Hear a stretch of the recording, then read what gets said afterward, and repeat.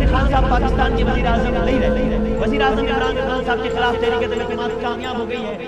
April 2022 میں تحریک عدم اعتماد کے ذریعے عمران خان کی حکومت ختم ہوئی تو ملک میں انتشار پھیلانے کے لیے یہ بیانیہ بنایا گیا کہ بہت جلد پاکستان شری لنکا کی طرح دیوالیہ ہو جائے گا اور لوگ سڑکوں پہ آئیں گے احتجاج کرنے. اس ملک میں اتنی افراتفری پھیل جائے گی کہ اس کو قابو کرنا ناممکن ہو جائے گا.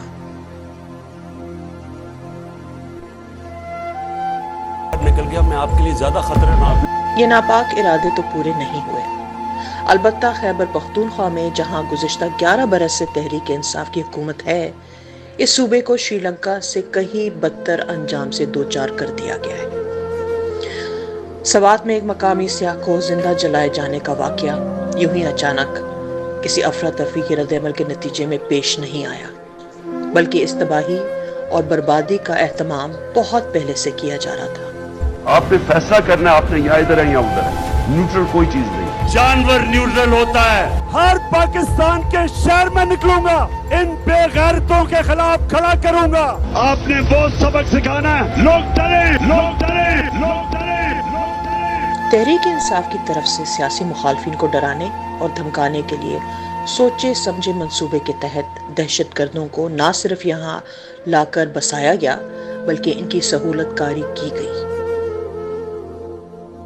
اس سہولت کاری کے نتیجے میں طالبان کی عمل درآمدی میں اضافہ ہوتا رہا اور ملک کو دہشت گردی کے ایک نئی لہر کا سامنا کرنا پڑ رہا ہے. کیا آپ کو یاد نہیں کہ سہیل ایاز نامی ایک چائلڈ پورنوگرافر جسے برطانیہ میں کم سن بچوں سے زیادتی اور ان کی ویڈیوز بنانے کے جرم میں سزا ہو چکی تھی؟ اس کانوکٹ کو تحریک انصاف کی حکومت نے خیبر پختونخوا میں مشیر تعینات کیا تھا اور سہیل ایاز جو ان کے آئی ٹی ایڈوائزر بن چکے تھے وہ اپنا دھندا پھر سے KPK میں شروع کر چکے تھے اور ان کی پذیرائی بنی گالا تک تھی. صحت کارڈ کے نام پہ یہاں جتنے بڑے پیمانے پر کرپشن کی گئی ہے اس کی کوئی دوسری مثال کہیں نہیں ملتی.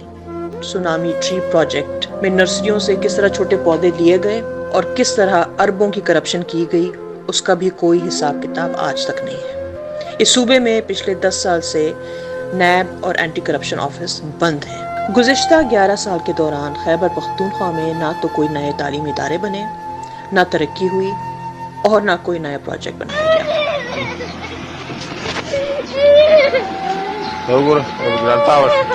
مگر پھر بھی صوبے کو کئی ارب روپے کا مقروض کر دیا گیا ہے.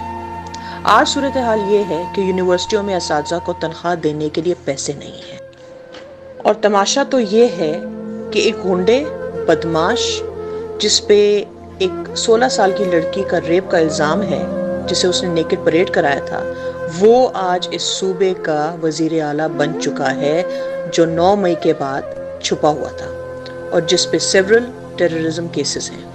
یہ چاہتے تھے کہ پاکستان سری لنکا کی طرح ڈیفالٹ کر جائے. کوشش تو انہوں نے پوری کی تھی پاکستان کو دیوالیہ کرنے کی. 70 سال میں اتنا قرضہ کسی حکومت نے نہیں لیا تھا جتنا انہوں نے 3.5 سال میں لیا.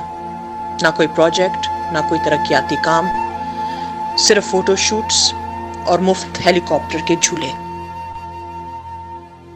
جس طرح ڈیفالٹ کے بعد شری لنکا میں عوام سڑکوں پہ آئی اپنی حکومت کے خلاف اور پرتشدد مظاہرے کیے، ایسا یہاں نہ ہو سکا. ان کا تو پورا ارادہ تھا کہ اپنے دہشت گردوں سمیت عوام کو سڑکوں پہ نکالے تاکہ وہ مظاہرے کریں حکومت کے خلاف، کیونکہ ان کو ووٹ آف نو کانفیڈنس کے تھرو نکالا گیا تھا. جس طرح آئے تھے یہ اسی طرح واپس چلے گئے. شری لنکا میں تو یہ افراتفری اور پرتشدد مظاہرے تاریخ اور ماضی کا حصہ بن چکے ہیں اور اب وہاں راوی چین ہی چین لکھ رہا ہے.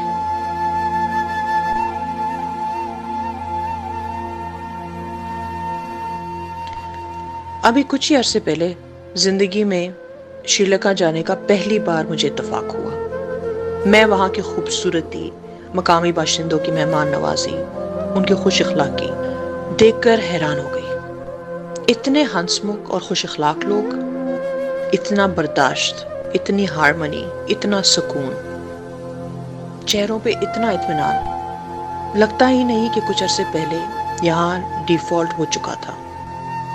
دنیا بھر سے، ہر ملک سے وہاں پہ آپ کو ٹورسٹ ملیں گے. اور جس طرح وہ مقامی لوگوں کے ساتھ ایک ہارمنی میں رہتے ہیں، وہ دیکھ کے یقیناً دل کو بہت سکون ملتا ہے۔ اللہ نے خوبصورتی تو انہیں دی ہے، لیکن خوبصورت دل بھی اور دماغ بھی دیے ہیں ان لوگوں کو۔ انسان تو کیا، جانوروں کے ساتھ بھی اتنا حسن سلوک کہ انسانیت پہ فخر ہونے لگ جائے۔ دوسرا ان کی ری سیٹلمنٹ پہ ہم نے پیسہ خرچ کرنا تھا۔ اب یہ جتنے بھی 30 سے 40 ہزار یا 45 ہزار لوگ جو واپس آ رہے ہیں، جن میں سے 5 سے 7 ہزار فائٹر ہیں، ان کو ری سیٹل کرنا تھا ہم نے وہاں، اور یہ سب کو پتا تھا بڑا مشکل ہے۔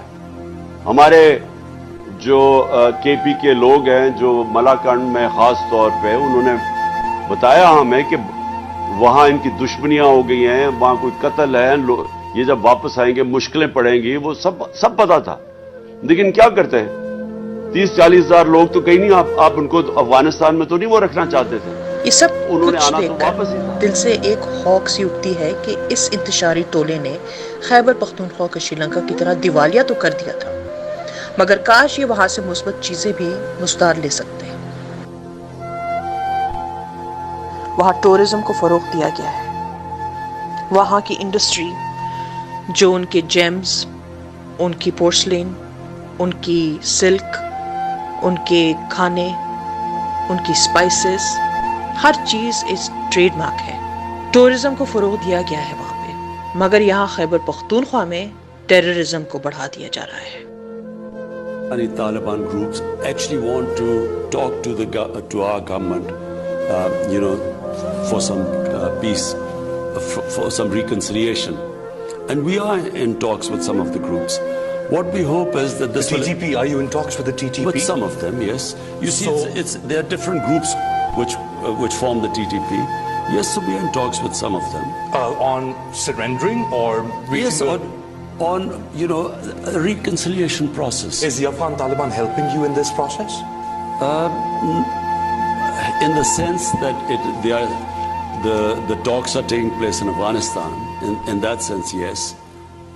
So there is some sort of negotiation or talks underway between Pakistan and the Tehreek-e-Taliban Pakistan or some groups of the TTP to lay down their arms. Yes, and then we forgive them and they become normal citizens. This is quite a revelation, Prime Minister Imran Khan. So you are expecting some sort of agreement or some sort of deal to come out or emerge between the TTP and the government of Pakistan? Yes, I repeat, I do not believe in military solutions. I'm anti-military solutions. So I always believe that, as a politician, political dialogue is the way ahead, which I always believed was the case in Afghanistan. So why is the TTP US. attacking Pakistani security forces if they're talking to you and trying to reach a negotiated settlement? I think that was just a spate of attacks, but we are talking. We might not reach some sort of a conclusion in the end, a settlement, but we are talking. وہاں خوش اخلاقی اور مہمان نوازی کا چرچا ہے، مگر یہاں سیاحوں کو زندہ جلایا جا رہا ہے۔ اپنے مسلمان شہریوں کو بحث میں اس طرح جکڑ دیا جاتا ہے کہ بلاسفمی کا الزام کوئی بھی لگا دے اور پھر لا اپنے ہاتھ میں لے لے اور کوئی پوچھنے والا نہیں ہے۔ کاش خیبر پختونخوا واقعی شری لنکا بن جائے اور جو سکون اور امن وہاں ہے وہی یہاں بھی آ جائے۔